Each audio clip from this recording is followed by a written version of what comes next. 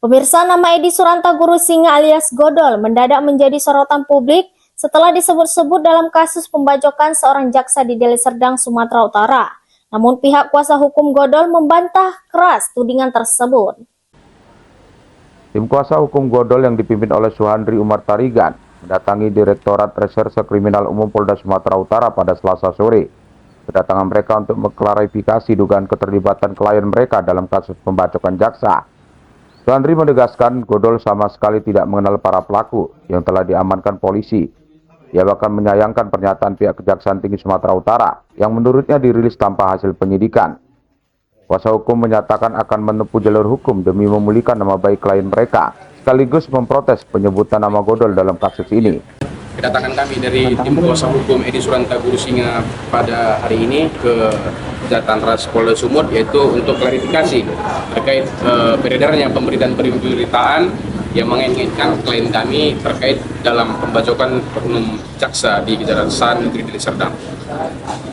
Jadi kami tadi klarifikasi berjumpa dengan penyidik, artinya penyidik Jatanras menerima kami dengan baik, dengan sopan dan santun. Namun ketika kita bertanya untuk klarifikasi bagaimana perkembangan perkara tersebut, apakah ada kaitannya dengan klien kami, beliau menjawab kita sedang proses penyidikan sedang berlangsung. Artinya kita hargai dulu proses penyidikan. Ketika nanti penyidikan sudah sempurna, maka penyidik akan melakukan press release secara resmi. Jadi kita hargai juga hal tersebut. Cuman yang kami kecewakan dari kuasa hukum Edi Suranta Guru Singa, di mana beredar berita baik itu dari kejaksaan, di mana yang paling kita kecewa itu dari korban yang menyatakan, yang berasumsi bahwa klien kami Edi Suranta Guru Singa ada terlibat di dalam perkara ini. Dan juga Bapak Kajati Sumut yang berasumsi di dalam salah satu berita televisi menyebutkan bahwa klien kami itu adalah termasuk dalam otak pelaku yang menyuruh terkait pembacokan tersebut. Kami sangat mengecewakan tersebut. Bagaimana seorang petinggi di kejaksaan itu melakukan rilis tanpa adanya rilis dari penyidikan. Kita akan kecewa. Kita juga mendukung langkah-langkah untuk menentukan siapa pelakunya, apa motifnya terhadap pembacokan tersebut. Kita juga tidak sependapat dengan tindakan tersebut. Tetapi ketika mereka menyebutkan klien kami itu terlibat, kita sangat kecewa.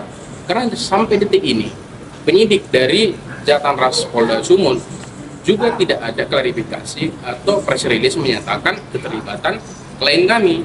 Seperti itu. Sementara itu, Kapolda Sumatera Utara Irjen Pol Wisnu Hermawan Februanto menegaskan, hingga kini hanya 3 orang yang ditangkap, yaitu Kepot, Galuh, dan Bendil. Kapolda menambahkan motif dari kasus pembacokan tersebut akan diungkap dalam proses persidangan yang akan digelar dalam waktu dekat. Pembacokan jaksa, Pak. Sudah terungkap kan? Motifnya, Pak? Motif masih didalami. Motif. Yang penting buat kami adalah terungkap bahwa pelaku sudah diungkap oleh Polri.